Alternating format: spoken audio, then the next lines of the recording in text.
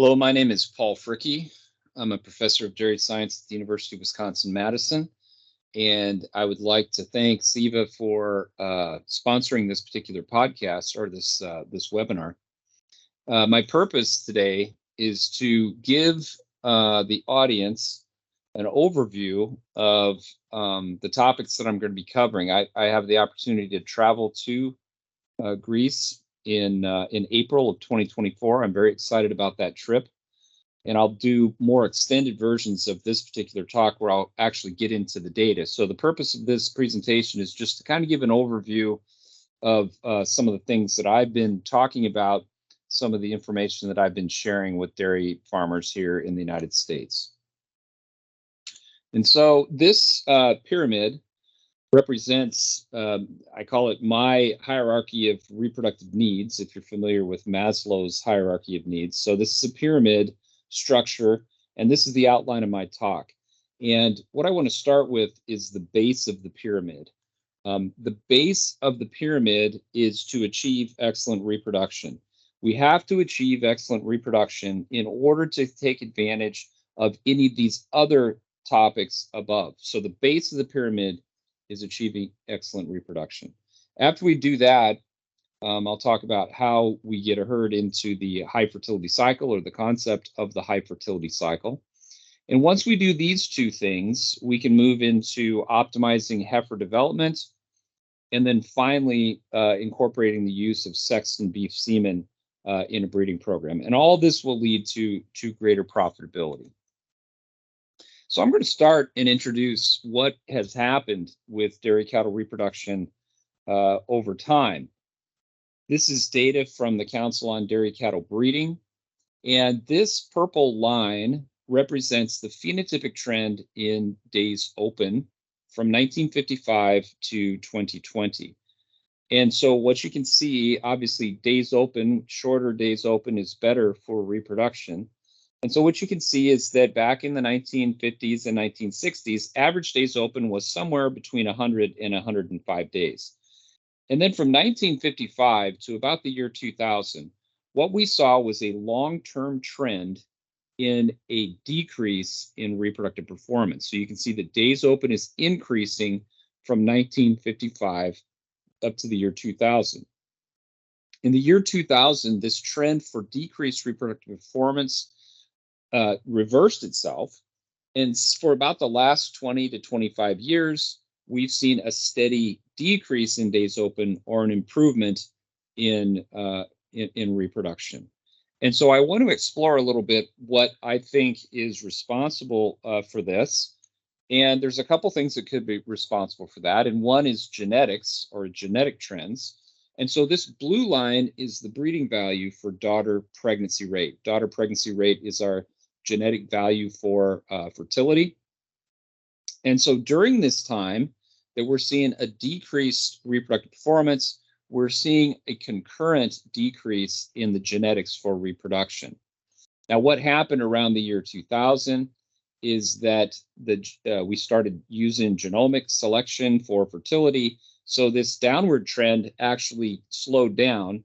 But I'm going to make the argument that a couple things.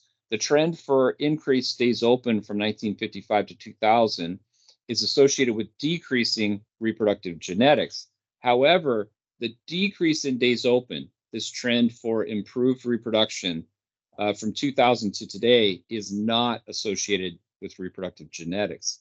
Not to say that genetics is not important or that it won't be important in the future, but it's not really a genetic phenomenon that we're seeing with this improvement in reproduction. So if it's not genetics, what is it? Well, it's aspects of management. And if you think about the way we measure reproduction in dairy herds here in the US, we use what's called the 21-day pregnancy rate. And that 21-day pregnancy rate is determined by two other rates. The first one is the service rate, which is the rate at which we can inseminate cows. And there's a couple technologies that have been adopted by dairy farmers that have dramatically increased the service rate. We have these automated activity monitoring systems, which I'll talk about in a few minutes here, That technology has dramatically increased service rates, and the development of timed AI programs. OBSYNC was first published in about 1995, and so it took a little while for farmers to adopt the OBSYNC protocol, but after they did, they were able to increase the service rate. But the thing that really has changed over the last, say, 20, 25 years or so is the phenotypic trend for cow conception rate. And so this is the measure of fertility in a dairy herd. The rate at which you breed cows is the service rate. Then the conception rate is the rate at which the cows that you inseminate become pregnant. And you can see that as reproductive performance is increasing for about the first half of this period of time, I think it was an increase in service rate. But since about 2015 or so, what we've seen is a dramatic increase in the phenotypic trend for cow conception rate. Conception rates have gone from the mid 30% range 25 years ago, and now we're seeing conception rates approaching 50% in our lactating dairy cows. Now, there's reasons for this improvement in conception rate, and I think there are two. Fertility programs, say, for example, a double OBSYNC program, those fertility programs actually increase the cow conception rate. And the other aspect that I'll talk about is this concept that we call the high fertility cycle. So we've been able to dramatically increase the service rate. We've been able to dramatically increase fertility, and together increasing both of these has dramatically improved reproduction and dramatically improved 21-day pregnancy rates. So this is what I was talking about in the previous slide. These activity monitoring systems have become very popular. There's many different companies that are marketing these systems to the dairy industry. They all pretty much do the same thing. They're going to monitor activity, physical activity associated with estrus behavior. Many of these systems also monitor rumination as well. So they've become very popular. Many of our farms have adopted these technologies. We have done some work looking at these technologies. So this is a picture of myself and two of my graduate students from a number of years ago. We published this in 2012. We assessed an accelerometer system for detection of estrus. And so we have some data that I will go through when I'm in Greece talking about these studies. And one of the questions that I'll deal with is behavioral estrus in dairy cows. You know, if you see this activity on a farm, this white cow is standing to be mounted, when should that cow be inseminated? When is the optimal time to inseminate a cow if you see her in heat or if she's triggered an alarm on one of these activity monitoring systems? So we have some data on that, and I will discuss that. This really is the story of development of fertility programs, and so I'll go through this in my talk as well. We're looking at about 25 years since the original OBSYNC protocol was invented at the University of Wisconsin. That was 1995. This paper by Richard Pursley and Milo Wiltbank was the first publication on OBSYNC. And I'm showing you a number of different studies then.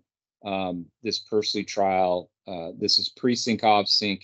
I worked with resync programs. G6G is a fertility program, and then double OBSYNC, of course, in 2008.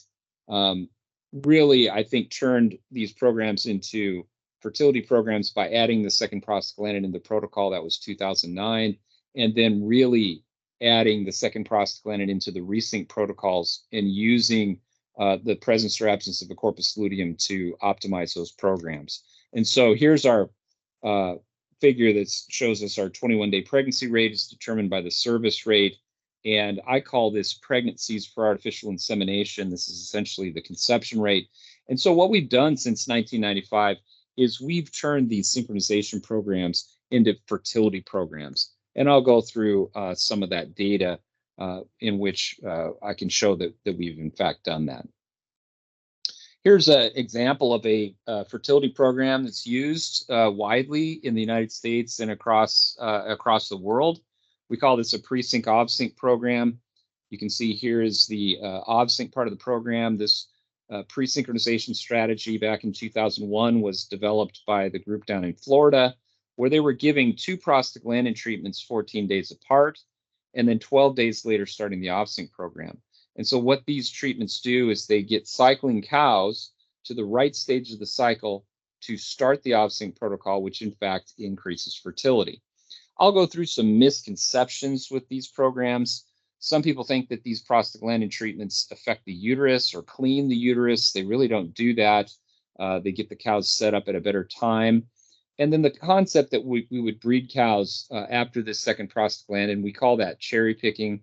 Rather than letting the cows go entirely through the protocol and get a timed insemination, many farms will breed the cows that show estrus, and the cows that don't show estrus go into this protocol.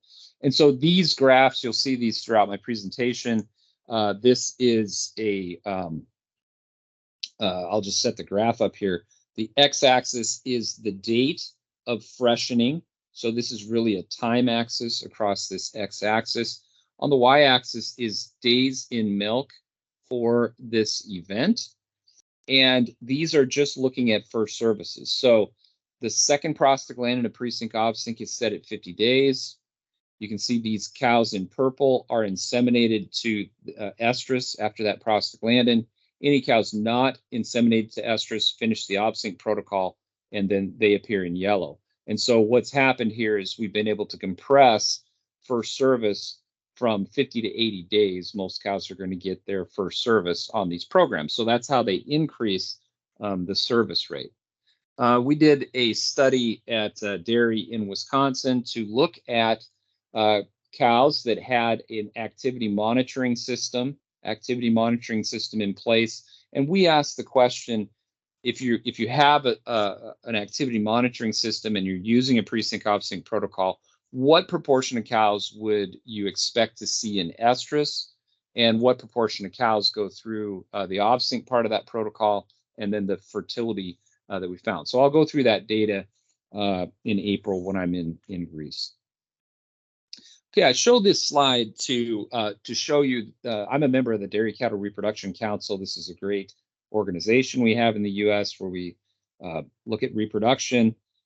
Every year we award herds with really good fertility. There's 6 herds, dairy herds in each of these categories. And just what I want to point out, these are top repro herds. None of them are 100% timed AI. None of them are 100% estrus detection. You can see that the strategy that farms are using to get very high 21-day pregnancy rates is to combine heat detection with synchronization protocols. And so this would be example, these 13 herds are using estrus detection first, usually on a pre-sync OVSYNC protocol, followed by timed AI. So that's how you do first service. Then you catch the cows. This is estrus detection and artificial insemination. You rebreed anything that comes back into heat, and then the veterinarian will do a non-pregnancy diagnosis, and non-pregnant cows get resynchronized. The other major strategy with the other half of these herds, these 11 herds, would be more of 100% timed AI for first breeding, and then catch the cows coming back into heat and rebreed those cows. And then cows are presented to the veterinarian, and non-pregnant cows are resynchronized. So these kinds of systems can achieve very high 21-day pregnancy rates. These herds range from 30 to 47% 21-day pregnancy rate, and this is from the 2017 awards. So I want to shift gears and talk a little bit about fertility programs. This was the first publication from the University of Wisconsin that defined this particular fertility program. We call this a double OVSYNC program. So rather than using 2 treatments of prostaglandin 14 days apart to pre-synchronize the cows, this OVSYNC in blue is the pre-synchronizing OVSYNC. This OVSYNC does 2 things.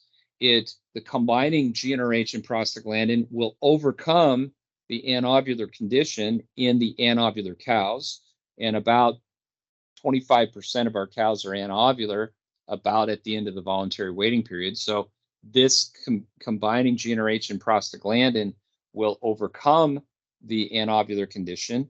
And then this last GnRH, if they synchronize to the first OVSYNC, sets the cows up to start this OVSYNC, which we call the breeding OVSYNC, on day 7 of the estrus cycle. And if we can do that, then, and we can get the thing that really turned this into a fertility program was the addition of this second prostaglandin treatment. And if we get them started on day 7, we get the corpus luteum to fully regress, we get very high fertility. So this is, we call this a fertility program. Now I'll just show you a data set that a study that we did, my grad students, we did back in 2017. This was done on a farm in Portugal, and it was a large Holstein herd over there, and cows were randomized to 2 different treatments. The first treatment is a double ovsync protocol that you see across the top here. Most importantly, it includes this second prostaglandin here. So 100% of cows are going to get a timed insemination. The bottom protocol is not a typical protocol you would see used in a herd, but we use this protocol to bring cows into estrus at about the same day in milk range. So cows are inseminated for the first time at 77 plus or minus 3 days in milk, and we could compare at the same day in milk range conception rates to timed AI after a fertility program versus cows in estrus. And when we did that, what we saw is that double ovsync increased conception rate by about 10 percentage points compared to breeding cows to estrus. That's why we call double ovsync a fertility program. Yet, we also inseminate 100% of cows when we put them on a timed AI program. By contrast, we were only able to catch 78% of the cows in estrus. You'll never catch all of your cows in estrus. And so if you do the math, the percentage of pregnant cows in this herd on these different protocols at 110 days in milk was just under 50% for the double ovsync group, and it was only 30% for the cows in this estrus group. So we can establish pregnancy much faster and much more effectively in using these more aggressive strategies for timed insemination in these herds. And so this just shows what we see in these herds. Again, this is the scatter plot that I showed before, and you can see the voluntary waiting period now has been increased. We no longer have 50-day voluntary waiting periods in herds like this. Their first insemination occurs within 1 week of the end of the voluntary waiting period, and we breed almost 100% of the cows within that week.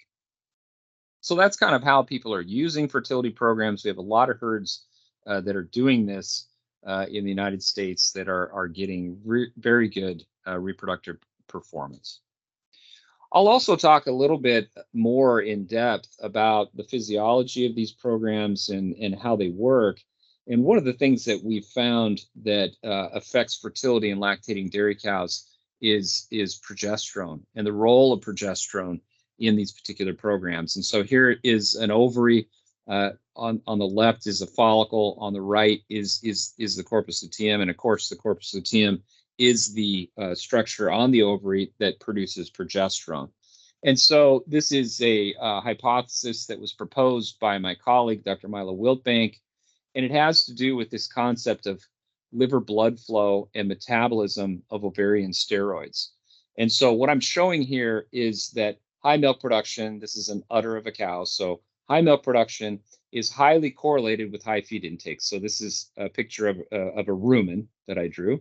So high feed intake is highly correlated with high milk production. You can't have high producing cows that don't eat a lot of feed. And so what happens when cows have high feed intake is they increase their blood flow to the gut, which increases blood flow to the liver because the blood that goes to the gut goes through the hepatic portal vessels directly to the liver.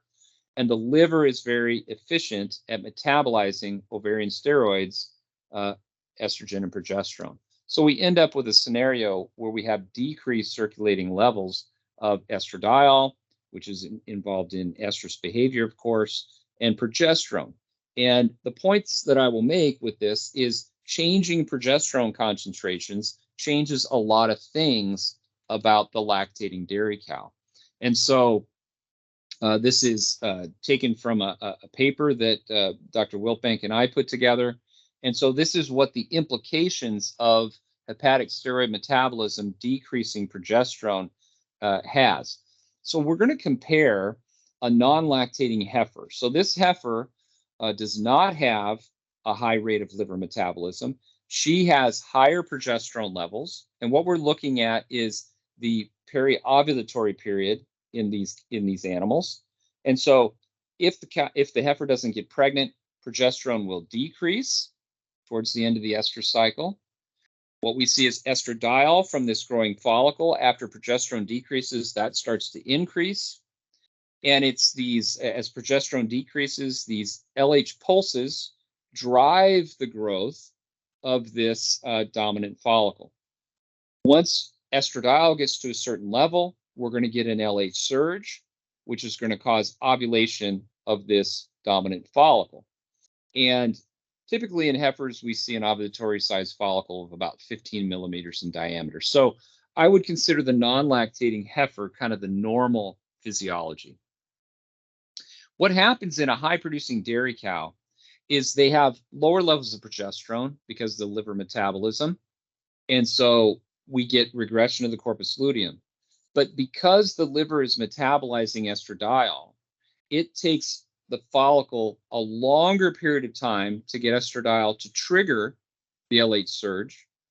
So these follicles have to grow larger and longer in order to trigger ovulation.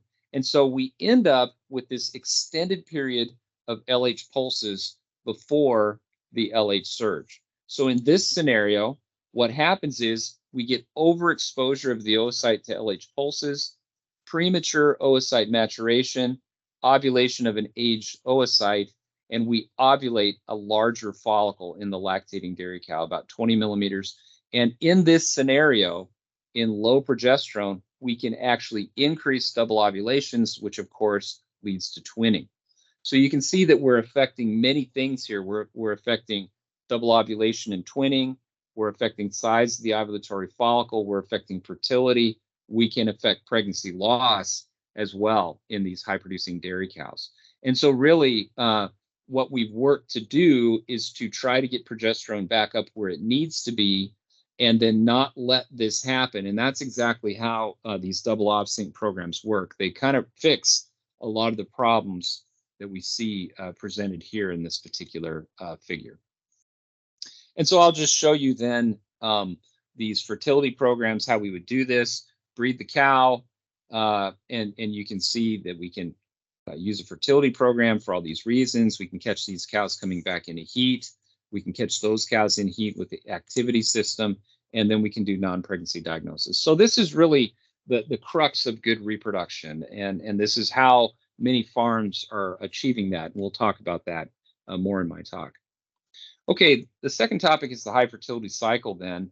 This is a review paper that my colleagues and I wrote. So Milo Wilbank at the University of Wisconsin, Richard Pursley at Michigan State University. So we call this the high fertility cycle. I'll go through this in just a few minutes. The question, though, is what happens to body condition score after calving and how does that affect reproduction? So here's our body condition scoring chart. A very thin cow on the left, a very fat cow on the right. And just want to go through a concept that Dr. Jack Britt back in 1992 went through.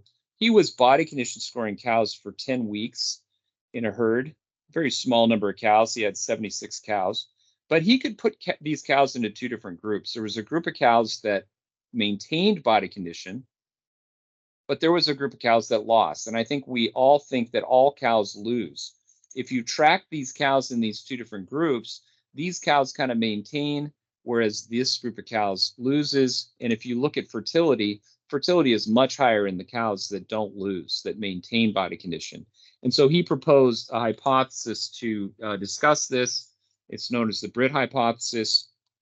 These cows that go into this negative energy balance that are losing body condition, that may affect these follicles that ovulate because it takes a long time for these follicles to grow. So these oocytes are overexposed or exposed to some negative aspect of reproduction. And so I'll go through some data that we have in this area. This particular paper is very interesting. 3 different studies, the effect of body condition score at time insemination on fertility, the effect of postpartum body weight change on embryo quality, and the effect of postpartum body condition score change on fertility time to AI after a double offsync program. Very interesting studies, very interesting data that I'll go through in depth. A second study we did looked at body condition score change during the periparturient period from 21 days before calving to 21 days after calving. A large group of us at the University of Wisconsin on this particular trial. Again, very interesting data with regard to the high fertility cycle. And then this data set, this is really where the name, the high fertility cycle, came from, the group at Michigan State. So I'll just read this title, The High Fertility Cycle, How Timely Pregnancies in One Lactation May Lead to Less Body Condition Loss, Fewer Health Issues, Greater Fertility, and Reduced Early Pregnancy Losses in the Next Lactation. And this figure kind of shows that. Cows that get into this high fertility cycle calve at a lower body condition score, they have less loss, fewer health issues. As a result, they have increased fertility. We can get them pregnant quickly, so they don't spend too much time in late lactation. They have less body condition score gain, and then they calve at a lower condition. And so, very important concept that I'll walk through as we think through dairy cattle reproduction. Okay, so this is a really important topic, and again, I'll go into more depth about this particular topic in April. Next topic is optimizing heifer development. We here in the U.S., we have done a very nice job getting fertility up in our lactating dairy cows. I think the heifers, though, are often out of sight and out of mind. And so this is my PhD student, Megan Lauber, and we did published a paper recently on the association between when this farm basically inseminated their heifers and subsequent body weight and milk production. And the thing about this data set is that this was 7,000 herd milking 7,000 cows. Breeding age heifers were inseminated primarily based on age. We were able to calculate the percent mature body weight in the herd based on the older cows in that herd. And most importantly, they had weights of all the first lactation cows at 30 days in milk. And so what this herd was doing was targeting a very early age at first calving for their heifers, 80% calving from 21 to 22 months. We took all the data, so this was not really a study, it's just an analysis of data from this herd. All this data on the weight of these first lactation cows at 30 days in milk. What we did is put them into quartiles. So quartile 1 are the lightest quartile of heifers, and quartile 4 are the heaviest quartile of heifers. Our target at 30 days post-calving is for heifers to be 85% or higher of mature body weight in the herd. And you can see that only the heaviest heifers, the 50% of heifers in Q3 and Q4, reached that goal. In other words, half of the heifers did not reach that goal. And so what we did was we looked at the impact of those quartiles on milk production. And so if you look at milk production, for example, in week 8, you can see that the lightest quartile of heifers had 33.8 kilos of milk per day versus the heaviest quartile, 38.4 kilos per day. I'm not showing all the data from this study. There's some very interesting genetic relationships here in this data set that I will talk about. And but the thing I would say about this and why it's important is that it's critical to manage your heifers and get them pregnant at the right time, or you're going to have a negative impact on milk production in your herd.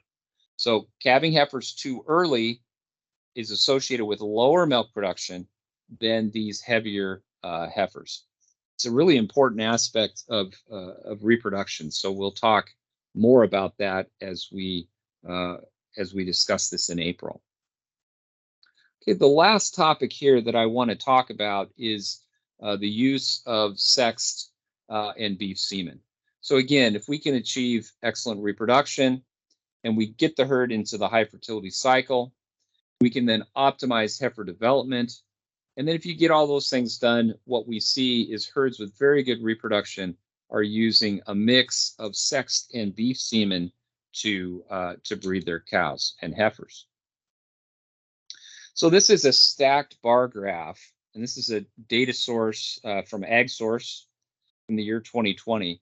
And it shows a really nice, interesting trend that has been happening here in the United States. So across the x-axis here, we have year from 2006 to 2020. 2006 was the first year that sexed semen became available in the dairy market in the United States. And so the colors on this graph, the blue is the percent of conventional beef semen. The red is the percent Holstein conventional semen. And the green is the percent Holstein sex semen. And so you can see before about 2018, there was really no beef semen being used to inseminate Holsteins. And there was very little sex semen used. Most of the sex semen was being used in heifers at that time. But I want you to remember back on the graph that I showed with the improvement in cow conception rate. That big improvement in cow conception rate started about in the year 2016. So once we got fertility to increase in our lactating dairy cows, people started to use more sex semen and then started to use more beef semen. Why was this? Well, it's because reproduction got very good, pregnancy rates got very high, and we were able for the first time to overproduce replacement heifers. And so it's very expensive to overproduce heifers. Heifer prices decreased during this period of time, so farms were losing money raising extra heifers that they didn't need. So rather than create heifers that we don't need, we can breed our cows to beef semen, create a valuable crossbred Holstein beef crossbred calf that can be marketed as a beef animal. And we're going to create our replacements out of the best animals in our herd by breeding them to sex semen. And I will say that although this graph is showing that there is some Holstein conventional semen being used, many of our herds are only using sexed and beef semen to breed their Holsteins nowadays. This is a companion graph. Now we're looking at Jersey females. So the second most popular breed here in the United States, the only other dairy breed that is actually increasing in numbers relative to Holsteins. And you can see that in Jerseys, the picture is a little bit different. The trends are the same. You can see that before 2014, there was relatively little beef semen used in Jerseys. And now we're seeing a tremendous increase in the beef semen use in the Jerseys. Jersey people have been using more sex semen for longer. And I don't know what the situation is in Greece, but in the United States, Jersey bull calves are not worth very much money. And so to avoid producing bull calves, they're using a lot more sex semen in the Jerseys. And you can see almost 50% sex semen use, 34% beef semen use, with the rest in conventional Jersey. So the point I would make about these graphs, and the thing that I'll talk about a little more, is just how quickly this changed. The change was concurrent with the improvements in reproductive performance that I showed you. So improving reproduction really drove continued and increasing adoption of beef semen and sex semen in both Holsteins and Jerseys. It's really revolutionized the way our herds are using these particular technologies. So what I will do in April then is I will walk you through a very large data set that we got. We worked with the Dairy Records Management System. This data set has over 9 million inseminations, primarily from farms that are kind of in my area of the United States, the upper Midwest and the Northeast. And it's a very interesting picture of how people are using different semen types in their herds. So we have sex semen, beef semen, conventional semen, how they're using that in their herds, which beef sires are being used. I think you'll find it very interesting to see what's happening here in the U.S. Regarding that. Okay, I want to shift gears now and talk a little bit about heifers. As I said, heifer reproduction I don't think is where it needs to be. We need to be better at managing our heifers. I showed you the growth data. This is just looking at the conception rate in our Holstein heifers bred to conventional semen. So this study was in 2006. Large number of inseminations from a large number of heifers in a large number of herds. And this is the distribution of conception rates in those different herds. You can see with conventional semen, 50 to 60% conception rates is the most frequent in the herds. And the average conception rate is just under 60%. So that's kind of my benchmark for conventional semen. If a herd is below 60%, there are problems. If they're above 60%, they're doing pretty well with that's with conventional semen. One of the issues with sex semen, and this is a data set from 2008, so quite a long time ago now, but they did a very nice study in a very large number of heifers, Holstein heifers, and they randomized heifers at first, second, and third plus service to either be inseminated to conventional or sexed semen. And the point I'm making on this graph is that we see a reduction in fertility when we use sex semen. And we get about 80 to 85% of the fertility of conventional semen when we use sex semen. Sex semen is expensive. The premium is probably $20 per straw here in the United States. And so if we're going to get reduced conception rate when we use sex semen, we are interested in management strategies to try to optimize use of sex semen. In other words, how can we best use sex semen? Can we combine it with other technologies? So what I will do in April is I'll go through this particular study, a recent study again by my PhD student, Megan Lauber. There's a couple studies in this particular paper. What we were doing was we were looking at different reproductive management programs for inseminating Holstein heifers for first insemination using either conventional or sex semen. So I'll go through this study. This was actually done, a trial done in Italy in collaboration with some of my former students. And they're using a PRID delta. And so you can see the protocols that we compared. This is a 5-day PRID sync protocol where we give GnRH 5 days and put in a progesterone source. 5 days later, we pull that progesterone source, give prostaglandin. On day 6, give a second prostaglandin. On day 8, we give GnRH and breed those heifers. This would be kind of a standard protocol that we've used here in the United States for a long time. We modified this protocol. One of the problems with this protocol is that about 30% of the heifers will come into estrus a day before scheduled time day I. So you have to tail chalk them and breed those heifers. We were trying to eliminate that problem by leaving the progesterone in for an extra day. Really interesting experiment here. The conventional semen, with conventional semen, this 6-day protocol worked equally as well as a 5-day protocol, and we eliminated early estrus. We did a second trial in this particular experiment, and the objective then was to evaluate reproductive management programs for first insemination with sex semen. We were using sex cell semen, which is an ABS product. It's their sorted semen. And here's how we did this experiment. We had 3 different treatment groups.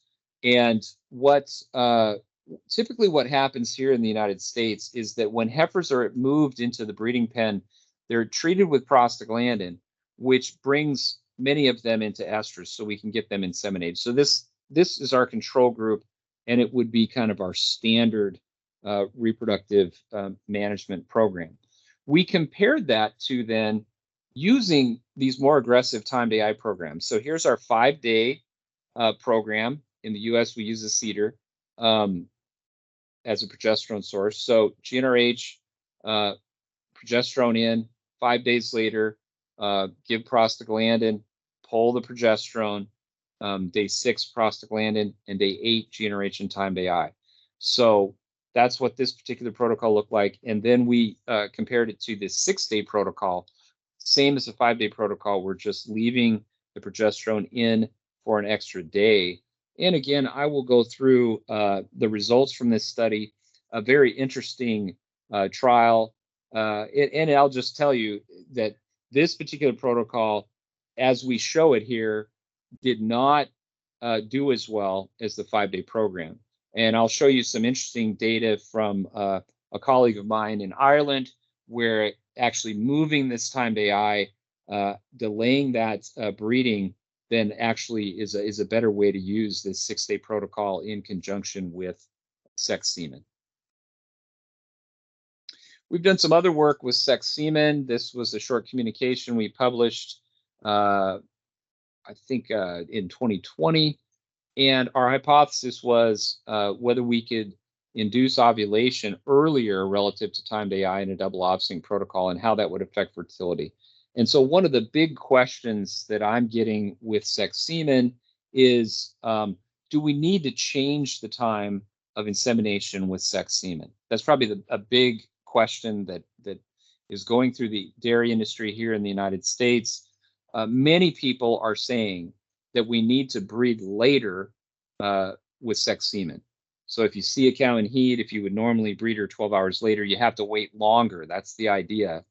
And we tested that in a controlled situation where we know the time of ovulation and we know when we could breed these cows. And so the way we did this particular trial, this was done in first lactation Holstein cows on 3 different farms in the United States.